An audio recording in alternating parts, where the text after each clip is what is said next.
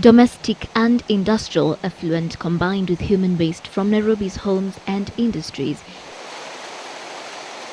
usually synonymous with stench and disease.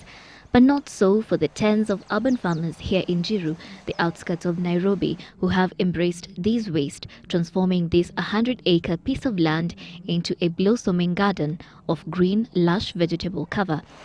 And a type of gutter farming that has been flourishing for over 20 years. Now, research shows that a fifth of the world's food is actually produced in urban areas, and with lack of clean water for irrigation, sewage water is the next best option. But are there any effects of growing food in untreated sewage?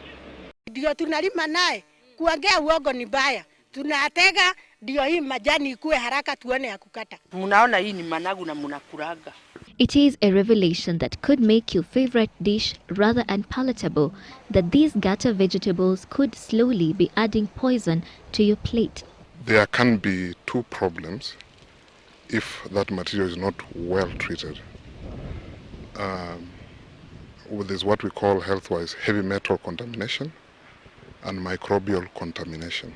Usually the heavy metals will compete with the nutrients in the vegetables, especially the nutrients like magnesium and calcium and iron. So they displace them and they are unavailable for absorption. This wastewater, complete with free fertilizer, offers significant nutrients for crop production that not only reduces the need for chemical fertilizers but also increases crop yields. Yet the health risks through crop contamination, especially in foods that are eaten raw, remains a reality.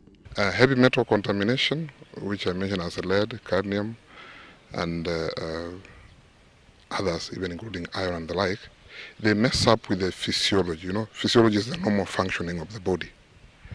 And it causes things not to work the way they ought to. While the effects of contamination by these heavy metals could take years to manifest, some scientists say that the consequences of continued exposure to them can be indeed dire. Magonjwa hata kama kansa inaweza yakakuja, ama kuvunjika kwa ile unachoita kwa kizungu nervous system, akili ikakuwa mbovu. Tena watoto wale wametumia hizo wanaweza kudhoofika kiafya. Kwa mfano hawezi kukua vizuri wakakuwa na akili timamu. Science proves that a plant only filters and absorbs the nutrients it needs. The possibility of some harmful substances leaking, however, cannot be ruled out.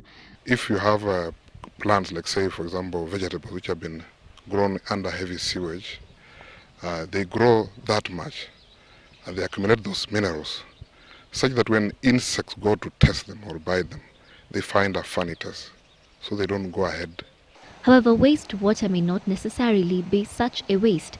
With the right technology that is unfortunately unavailable locally, sewage water can be treated and put into good agricultural use, a technology that has worked in other countries such as India and Egypt. Consumers are in the meantime advised to be particular about how and where they buy their vegetables and observe the highest possible standards of hygiene during preparation. Sheila Sendeyo, Citizen Live at 9.